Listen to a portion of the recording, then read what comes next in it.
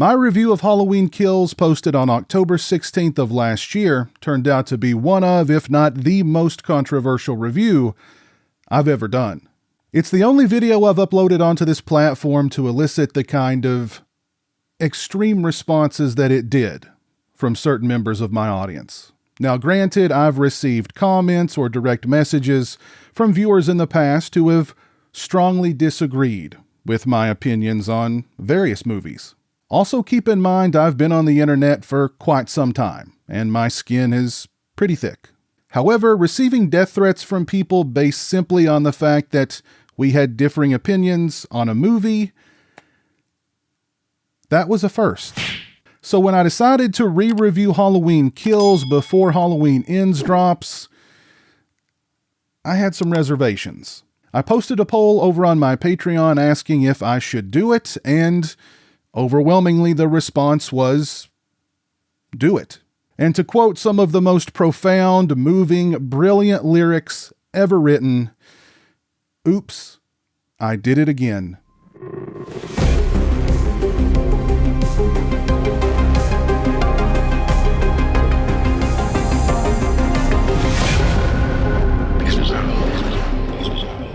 I'm going to approach this re-review differently than I would a regular movie review.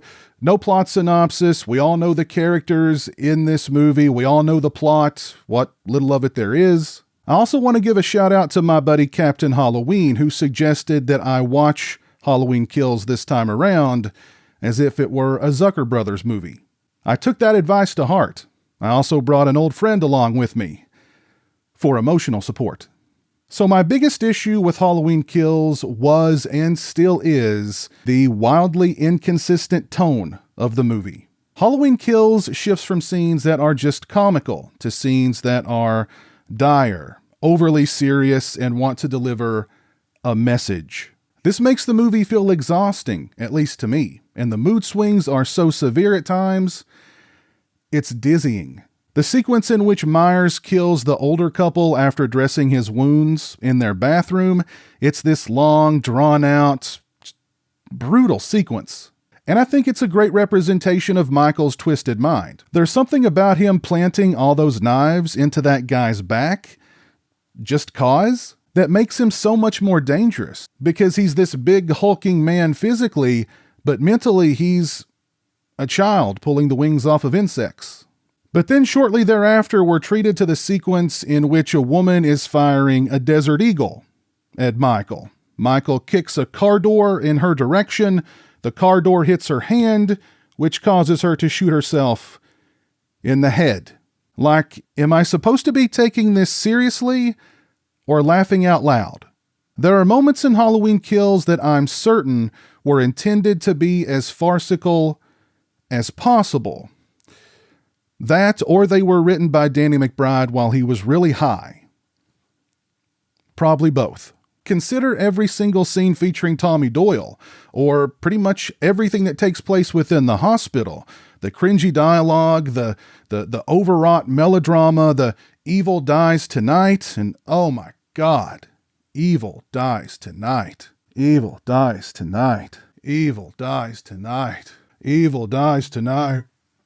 Then you have scenes in the film that just plain boggle the mind, like when the mob mistakes this little frumpy guy for Michael Myers. It's like mistaking Danny DeVito for Arnold Schwarzenegger. And I get it, there's supposed to be a message there, but the real message from Bloom, from Carpenter, from anyone at Universal, from anyone with any lick of sense should have been one simple word: don't. I'm also pretty sure that David Gordon Green and Danny McBride had no intentions of doing a trilogy, but after the resounding success of Halloween 2018 at the box office, it was just kind of tossed in their laps. 90% of the hospital scenes in this movie are filler. People complain about Laurie in Halloween 2 being comatose for most of the movie, but she might as well be comatose here too, because she's so inconsequential to this film. And I know, Jamie Lee is the Scream Queen, and she's playing Laurie again. Let's all rejoice. But give her something to do. Make her presence mean something. She's just filler here. Plain and simple. I get the sense that most of Kill's writing process was David Gordon Green and Danny McBride flying by the seat of their pants, just trying to beat a deadline. There's no sense of focus, no direction. They aren't setting up Halloween Ends, but rather filling time before Halloween Ends.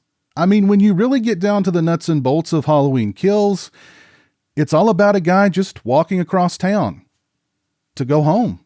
I can see the meeting between Jason Blum, David Gordon Green, and Danny McBride that birthed Halloween Kills. I imagine it went something like this. All right, guys, we're doing a trilogy now.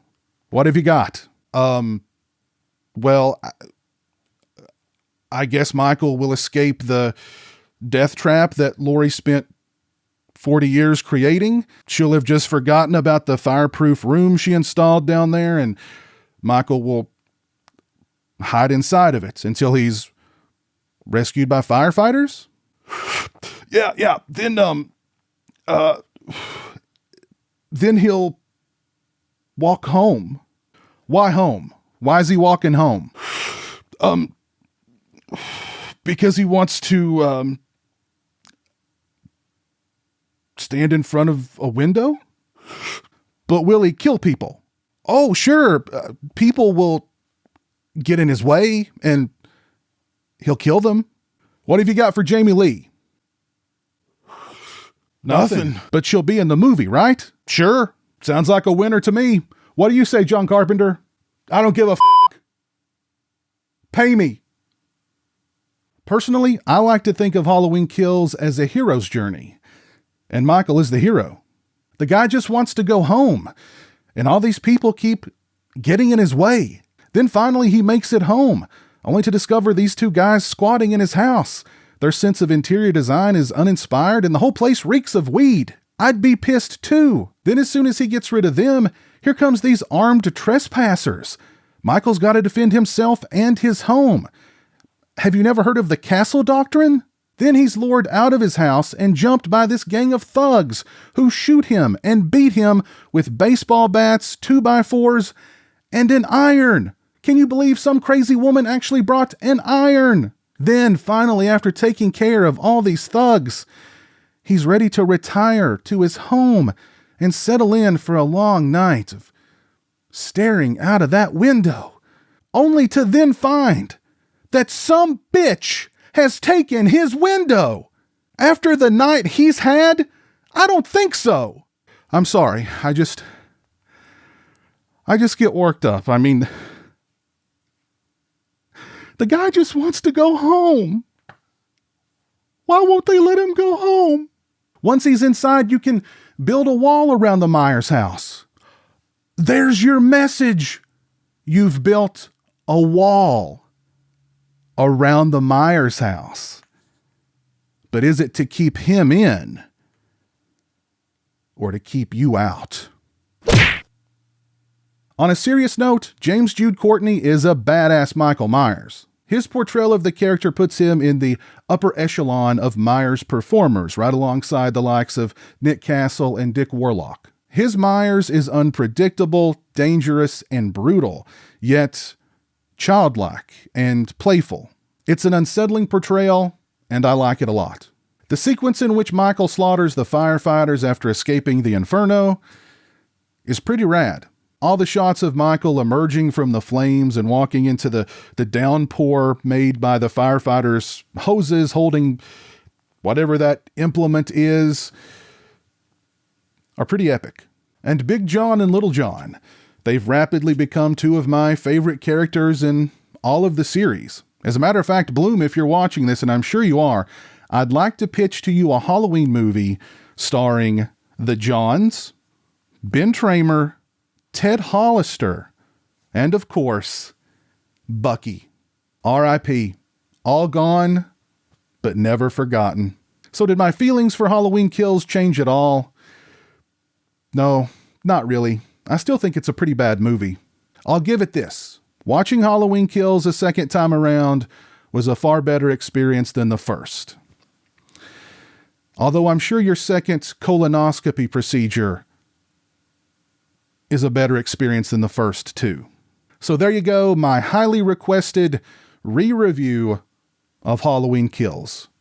I hope you liked it. I also hope everybody out there is having a great Halloween season. Please drop a like on the video and share it on social media. If you're not following me on social media, those links are in the description. As always, thank you so much for watching. Take care, and until next time, peace. Thank you to all my patrons and channel members. I appreciate your generosity and support of my channel. Become a patron today and have a say in what content appears on my channel. Join me for monthly live streams and much more. Become a channel member today and get access to exclusive badges and emotes to use when I stream. Both those links are in the description.